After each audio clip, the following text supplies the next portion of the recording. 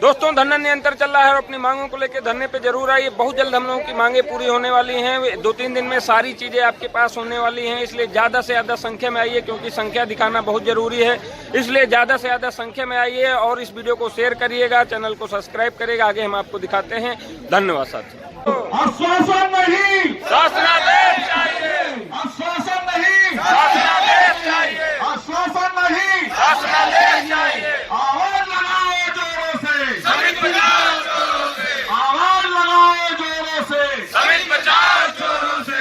भ्रष्ट अधिकारियों होश में आओ, होश में आओ, होश में आओ। कोटि कोटि प्रणाम करता हूं और सभी को उपस्थित सादर वंदन एवं अभिनंदन करता हूं। संचालक महोदय ने कहा समय का अभाव है। जब अभाव था तो हमको भाव दिए क्यों? अब भाव दे दिए तो अभाव की बात नहीं होनी चाहिए। साथियों,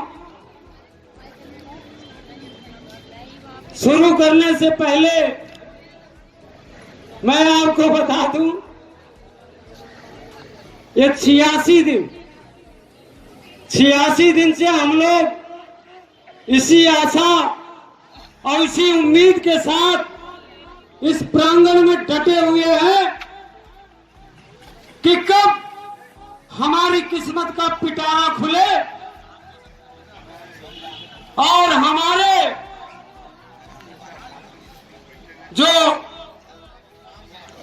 अंधकार में, अंधेरे में हम लोगों की जो आर्थिक जीवनी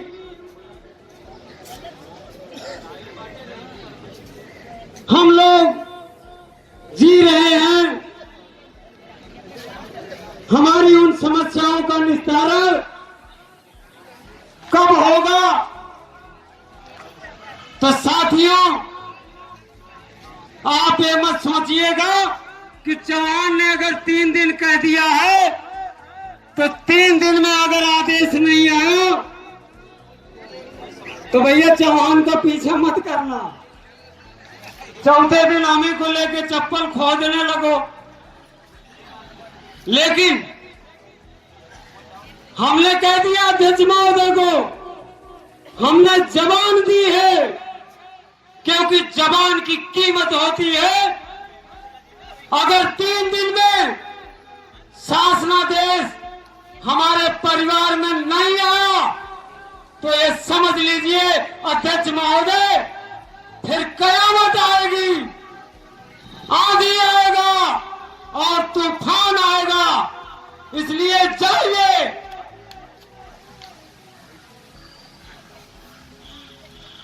आप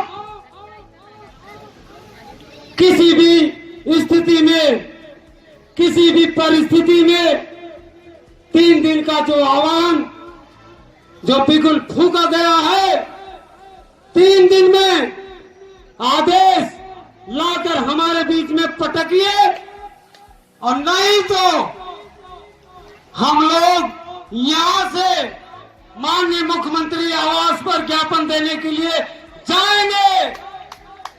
मैं समझ सकता हूं जब हम जाएंगे तो हमें अध्यक्ष महोदय की भी आवश्यकता नहीं पड़ेगी और ना ही हमें रोक पाएंगे।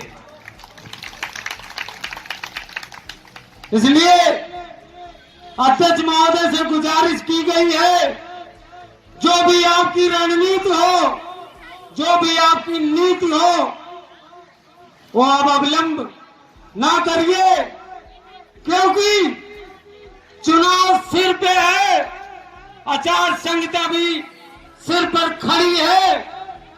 कब वो आचार संहिता बिजली का कहर बनकर हम पर टूट पड़े, उससे पहले अपनी मांगों को मनवा करके इन समस्त कर्मचारी भाई के परिवार में खुशियों का दीप जलाने की कोशिश करिए।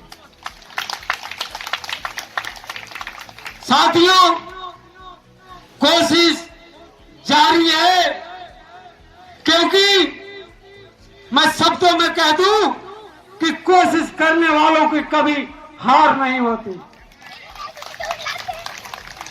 मैं बूढ़ा जरूर हूं, लेकिन बूढ़ा आदमी बेकार नहीं होता। छुहारे में ताकत बहुत होती है।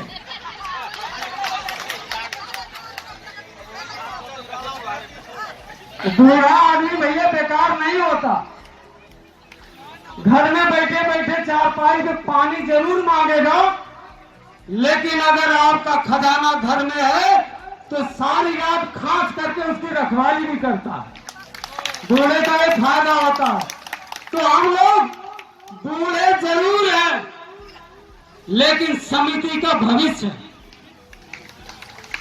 क्योंकि हमारे परिवार में अगर चोरी होगी तो बूढ़े वहां लाठी लेकर खास के पहरा देंगे, चोरी करने की किसी की औकात नहीं होगी। साथियों, बिंदु दीदी जी बड़ा हंस रही, क्या बात है? अच्छा अच्छा अच्छा।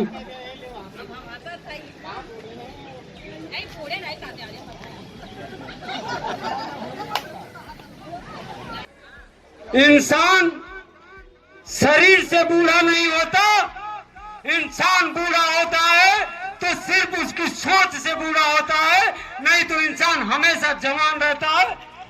वो अगर अपनी सोच प्रबल रखे तो मैं समझ सकता हूं बूढ़ा आदमी भी जवान हो सकता है। क्यों? गलत तो नहीं कह रहे। इसलिए आप सबका आशीर्वाद, प्यार, स्नेह मिलता रहता है। हम जान रहे हैं, हम जान गए। आप लोग इंतजार कर रहे हैं, सोच रहे हैं कुछ चौहान भैया हंसा दे। स्पीच तो अभी अध्यक्ष महोदय आए थे, वाल्मीकि दल के सभी लोग सम्मानित हमारे बीच में उपस्थित हुए। उन्होंने आह्वान भी किया साथ चलने का, साथ निभाने का। तो हमको तो लोग, आप लोग बिल्कुल रोज डेली सुनते हो। और महबूब भैया हैं, जब कोई हम टोन सेट कर देते हैं ना तो हमारी वीडियो ग्रुप में नहीं आती है। कल आपने डाली? नहीं डाली? डाली है। डालें?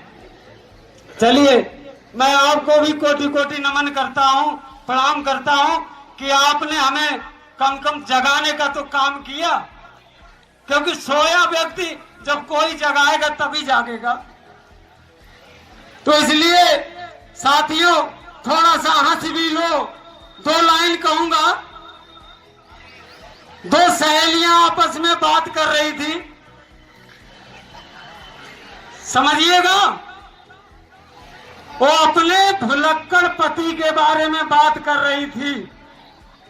एक ने कहा, कल हम शॉपिंग मॉल गए तो भूल से हमारे पति देव भी वहां आ गए। जब उन्होंने हमको देखा तो कहने लगे, बहन जी लगता है हमने आपको कहीं देखा। इतने भुलक्कड़। पहली ने कहा कि पति देव जब आए शॉपिंग मॉल में, आकर हमसे कहे, बहन जी लगता है हमने आपको कहीं देखा है। तो दूसरी वाली ने कहा, ये तो कुछ नहीं है, हमारे पति जी भुलक्कड़ है, मैं उनके बारे में आपको बताती हूँ। कहीं गजब हो गया। शाम को आए पान खा करके, और पान खा के पलंग पे थूक दिया और खिड़की से खुद कूद गए। भैया बड़ी ताली बजाए आप लोग, बड़े ही कृपा के पात्र हैं आप लोग। अच्छी बातों को ग्रहण नहीं करते और पुरानी बातों को याद कर लेते हो। तो मैं कहूंगा एक बार जोर से तालियां हो जाए। साथियों, एक बार हम गए किसी पार्टी में, तो वहां पहुंचे, जैसे यहाँ कोट पहन के कभी कभी आ जाते हैं, तो पत्नी साथ में पहुंचे। पार्टी का एंजॉय चल रहा था। एक सुंदर महिला बगल में खड़ी हुई। धीरे धीरे करीब हुआ। फिर महिला ने हमसे बातें शुरू की। जब बात शुरू हुई तो बगल में खड़ी पत्नी और आंखें ऐसे तेरे जैसे वो क्या कहते हैं जहरीली, नहीं आगे नहीं कहूंगा। वहां तो कुछ नहीं हुआ, पार्टी खत्म हुई, दोनों लोग गाड़ी में बैठे तो हमको कह रही हैं कि हे प्राणनाथ, गाड़ी जहां पे मेडिकल स्टोर दिखाई दे गाड़ी उधर से लेके चलना है। तो हमने कहा मेडिकल स्टोर का क्या काम है? कहने लगी बताऊंगी। हमने कहा नहीं बता दीजिए। कहीं कहने लगी मलहम और पट्टी खरीदना है। हमने कहा लेकिन हमको तो कोई चोटें नहीं है, मलहम पट्टी की क्या आवश्यकता है? तो पत्नी कहने लगी अपन अबे घर पहुंचे ही तो नहीं है। नहीं समझे? अभी तो हम घर ही नहीं पहुंचे, जब घर पहुंचेंगे तब मैं तुमको पीटूंगी, चोट लगेगी तभी तो मलहम पट्टी लगेगी। थोड़ा सा प्रसाद लाया हूं आप सबके लिए। जवान भैया कहीं से झोला भर के तो नहीं लाए, तो जब झोला भर के हम ही नहीं है तो कहां से प्रसाद आएगा? अभी हमारे भाई आए थे, गाना गा रहे थे, दिल में चाहे जहां रहिया हमार पिया, सांझ की घरा चली रहिया हमार पिया। तो अध्यक्ष महोदय भी कहीं गए हैं।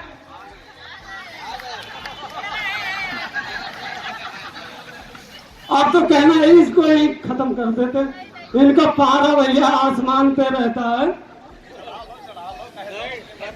साथियों, अमृत लाल भैया थे, वो कह रहे थे हार के बाद जीत है। बहुत अच्छे शब्द थे उनके। मैं उसको विश्लेषण कर दूं विस्तार से। हार के बाद जीत क्यों है? हार के बाद जीत इसलिए क्योंकि जीता हुआ व्यक्ति अगर अखाड़े में उतर जाए तो उसकी जीत जो होती है वो तुक्का हो सकती है, लेकिन हारा हुआ व्यक्ति जीतने का अनुभव रखता है।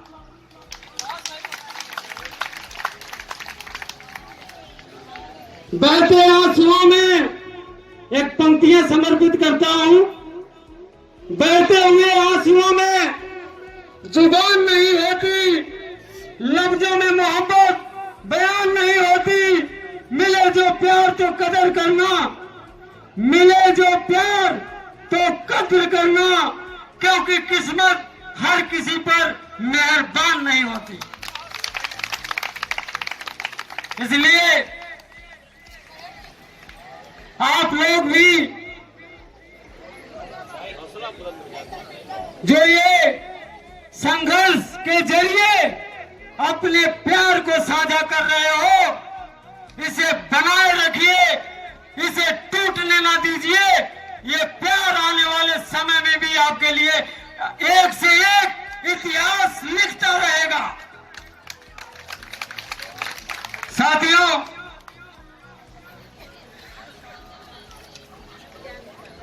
कुछ लोग कहते हैं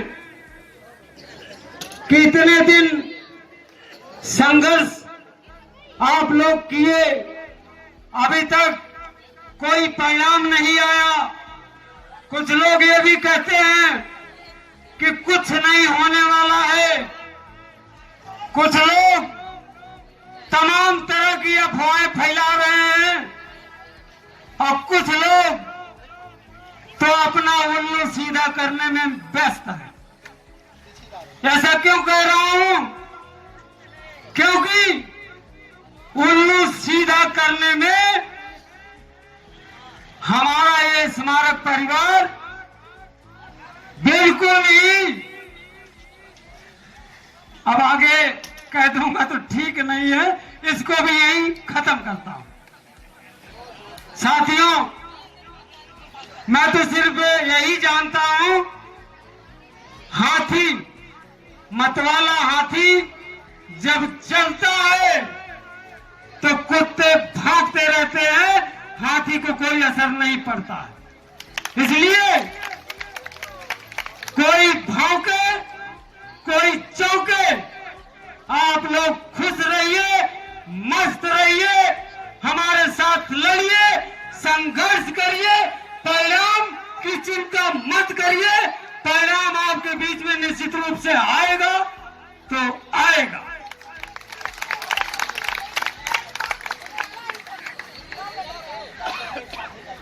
साथियों, वो करीब ही ना आए।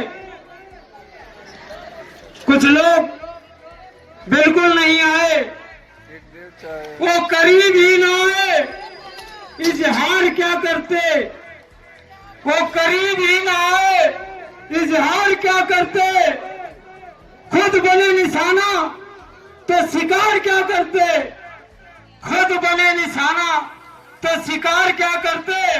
मर गए हम पर खुली रही आंखें, इससे ज्यादा हम किसी का इंतजार क्या करते।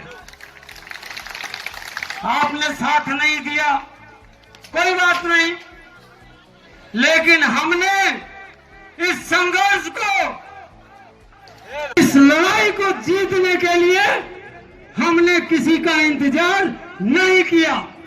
और आने वाले समय में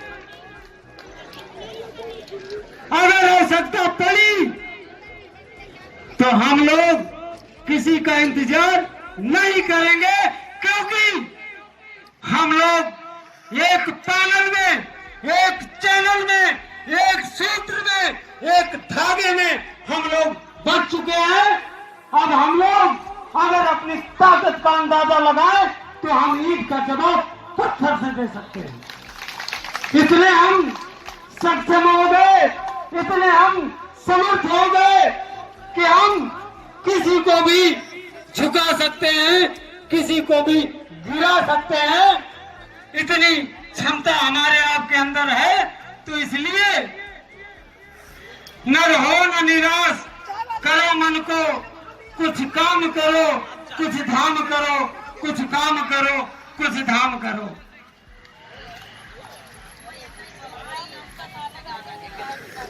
साथियों, बताएं जरा, ये उंगलियां पूछती हैं। अध्यक्ष महोदय को समर्पित करता हूं। बताएं जरा, ये उंगलियां पूछती हैं, हमारी पुरानी निशानी कहाँ है। फकीरी में है बादशाहत हमारी, न पूछिए राजधानी कहाँ है, ये न पूछिए राजधानी कहाँ है। साथियों, प्रसाद खत्म हुआ, अब कहो तो जय हिंद जय भारत भी कह दे। साथियों, समय को देखते हुए बहुत कुछ है। 86 दिनों में अभी हमारी कथा समाप्त नहीं हुई।